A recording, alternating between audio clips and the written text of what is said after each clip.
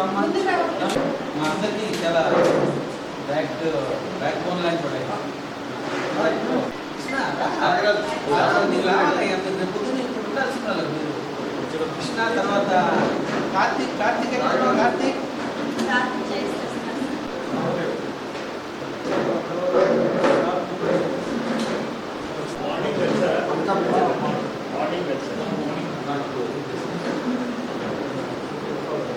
కృష్ణారావు గారు, ఉదయం వారితో పాటు వెంకటరావు గారు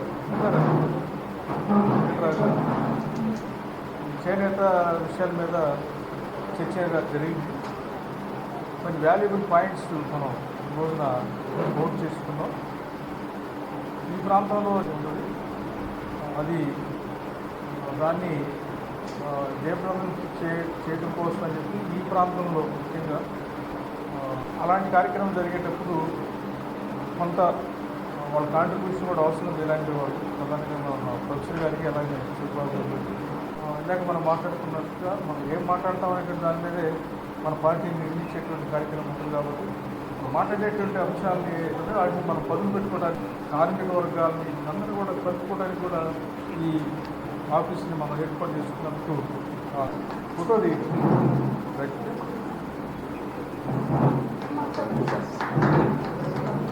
ఫోటో ఫోటోలు కొట్టి ఇట్లయినా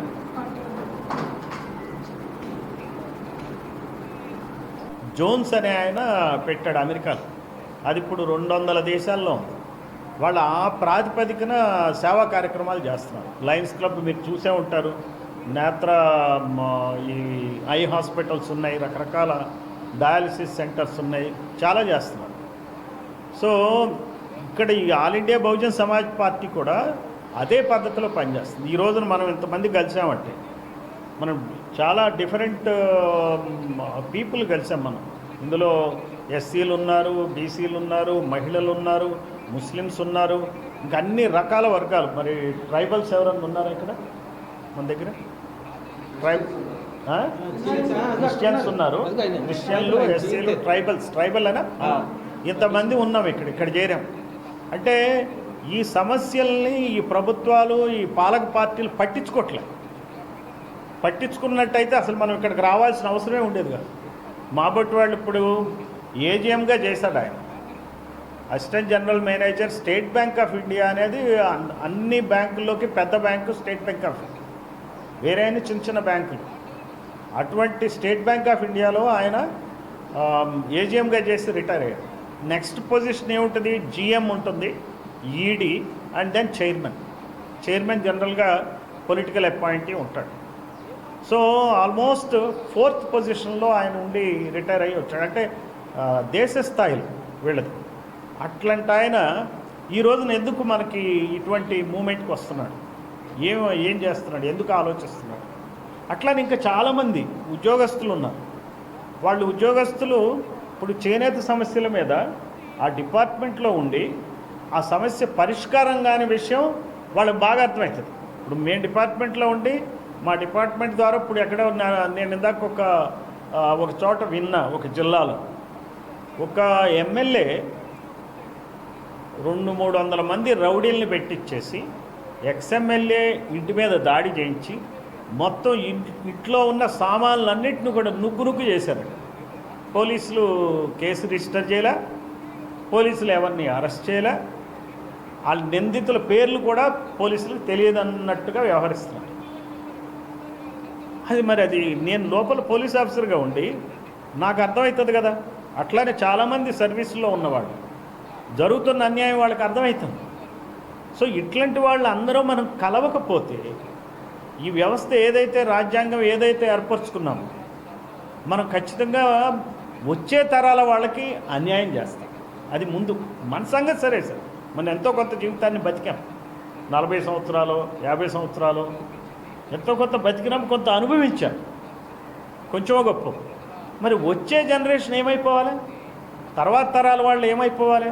ఈ ప్రభుత్వాలు ఇలా పనిచేస్తుంటే, ఉద్యోగస్తులు ఇలా పనిచేస్తూ ఉంటే దీనికి కారణం ఎవరు? రాజకీయ నాయకులే కారణం. రాజకీయాల్లోకి మనం మార్చడానికి, ఈ పందాన్ని మార్చడానికి మనం రాజకీయాల్లోకి రావాలి. ఎప్పుడో నెహ్రూ చెప్పాడు. నెహ్రూ ఏమన్నాడు? ఈ పనికి మాలిన వాళ్ళు అందరూ ఈ రాజకీయాల్లోకి వస్తారు, last resort of the scoundrels అన్నాడు. అసలు యాక్చువల్గా నెహ్రూ అట్లాంటి స్టేట్మెంట్ ఇచ్చి ఉండకూడదు.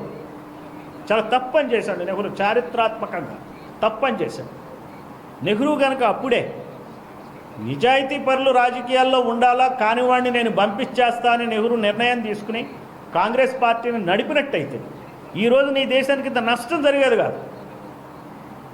కరప్షన్ అన్ని చోట్ల ఉంటుంది అంటే నువ్వు ఒప్పేసుకుంటున్నావు కదా, నువ్వు ఎప్పుడు ఖండించకపోతే ఎట్లా?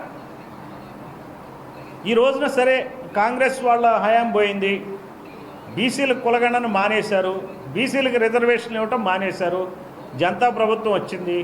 కాంశీరాము, శరద్ యాదవ్ చాలామంది ఒత్తిడి పెడితే 50 సంవత్సరాలకి ఓబీసీ రిజర్వేషన్లు ఇచ్చారు. 1993లో స్వాతంత్రం వచ్చింది 47, 1947 వస్తే 93. సో మన రాష్ట్రంలో ఎప్పుడు వచ్చింది బీసీ రిజర్వేషన్లు వచ్చేటప్పుడు? 1973లో వచ్చింది. నీలం సంజయరెడ్డి అడ్డుకుంటే దామోదరం సంజయయ్య దళితుడు అయినటువంటి ముఖ్యమంత్రి కాబట్టి ఇద్దామని చూశాడు, ఆయన్ని పడనివ్వలే. ఇదే నెహ్రూ హయాంలో అన్యాయం చేశారు 1973కి, కానీ మనకి రిజర్వేషన్ రాదు. ఇప్పుడేం చేస్తున్నాయి ఈ ప్రభుత్వాలు? నరేంద్ర మోడీ ప్రభుత్వం ఏం చేసింది? ఎవరైతే ఏ కులాలైతే మనల్ని ఏళ్తున్నాయో, కమ్మారెడ్లు మనల్ని ఏళ్తున్నారు, వాళ్ళకి రిజర్వేషన్లు తీసుకున్నారు. చూడండి ఎంత అన్యాయం. ఈ ప్రభుత్వాలు ఎవరి కోసం పనిచేస్తున్నాయి? ఇప్పుడు ఒక కమ్మ ముఖ్యమంత్రి లేకపోతే రెడ్డి ముఖ్యమంత్రి ఈ రాష్ట్రంలో ఉన్నటువంటి పరిస్థితి, వాళ్ళ కులాలకు మేలు జరిగే పనులు చేస్తారు. కానీ ఇప్పుడు ఇక్కడ ఉన్నటువంటి చేనేతలకు ఉండే సమస్యలు కానీ, ఫిషర్మెన్కు ఉండే, బెస్తవారికి ఉండే సమస్యలు కానీ, ముస్లింలకు ఉండే సమస్యలు కానీ, మరి ట్రైబల్స్కి ఉండే సమస్యలు కానీ, బీసీలకు ఎవరు పరిష్కరిస్తారు చెప్పండి? దళిత క్రిస్టియన్ సమస్యలను ఎందుకు పరిష్కరించరు కదా. ఈ రకంగా అటు కాంగ్రెస్ అప్పుడు, ఇప్పుడు బీజేపీ ప్రజలకి చాలా అన్యాయం చేస్తుంది. అందుకనే all India Bahujan Samaj party ఈ రోజున ప్రతి ఒక్క విషయంలో కూడా మేము శ్రద్ధ తీసుకుంటున్నాం. ప్రతి ఒక్క విషయం. అంటే ఇప్పుడు ముస్లిం సమస్య ఉంది, వక్ఫ్ బోర్డులో ముస్లిమేతరులు ఎట్లుంటారు చెప్పండి? మన టీటీడీలో మనం కూడా న్యాయంగా ధర్మంగా ఉండాలిగా. నేను హిందూనే, టీటీడీ నేను తిరుపతి దర్శనం చేసుకుంటా. టీటీడీ బోర్డులో హిందూవేతరులు మెంబర్లుగా ఉంటే ఒప్పుకుంటుందా? లేనప్పుడు మరి ముస్లిం సంస్థల్లో ముస్లిమేతరులు ఎలా ఉంటారు? మరి ఇది మనం అందరం ఫైట్ చేయొద్దు. మనల్ని విడదీయటానికి చూస్తున్నారు కదా హిందువులని ముస్లింలని. మరి బీసీ హిందువులకి ఏమన్నా ముస్లింలతో ఏమన్నా తగాదా ఉందా అండి ఇక్కడ? బీసీ ముస్లింలకి, బీసీలకిను ముస్లింలకి ఏం తగాదా ఉంది? ఓసీ హిందువులకి బీసీ హిందువులకే తగాదా ఉంది. ఎందుకంటే మాకు టికెట్లు ఇవ్వరు, బీసీలకు టికెట్లు ఇవ్వరు. అందువల్ల ఎవరా ఓసీ హిందువులు కమ్మారేట్లు ఇక్కడ ఈ రాష్ట్రానికి వచ్చేటప్పటికి మాకు టికెట్లు ఇవ్వరు. అందువల్ల ముస్లింల సమస్య మీద all India Bahujan Samaj party ఖచ్చితంగా దాని మీద చర్చిస్తున్నాం, దాని మీద తీసుకుంటాం. దానికి ఏ రకంగా ఇప్పుడు ఈ రోజున ఏంటంటే ఈ పార్టీ కార్యాలయం అనేది ఎట్లంటే ఎలా మనం పోరాటం చేయాలి అది కూడా నేర్చుకోవాలి. ఉత్తుత్తినే మాట్లాడి వెళ్ళిపోతే అయ్యేది కాదు. పోరాటం ఎట్లా చేయాలి, పోరాటం. ఇప్పుడు పరంజ్యోతి గారు ఉన్నారు, ఆయన గత 4 దశాబ్దాలుగా ఇలాంటి పోరాటాల్లో ఉన్న ఆయన తెలియదు. మన కర్మ ఏంటంటే మీడియా మంది కాదు కాబట్టి మనవాళ్ళ గురించి రాయరు, అందువల్ల ఏంటంటే ఆయన ఆధ్వర్యంలో ఈ రోజున అసలు ఎట్లా ఏం చేయాలి, ఈ రోజున చేనేత నాయకులతో మాట్లాడటం అనేది జరిగింది. ఈరోజు వేమేశ్వరి గారు అంగన్వాడీ టీచర్స్ మొత్తం రాష్ట్రం అంతా ఆవిడ ఆర్గనైజేషన్ సెక్రటరీ, ఆమె చేనేత మహిళ. ఆవిడ ద్వారా ఈ రోజున ఈ కార్యక్రమానికి శ్రీకారం చుట్టడం జరిగింది. అటు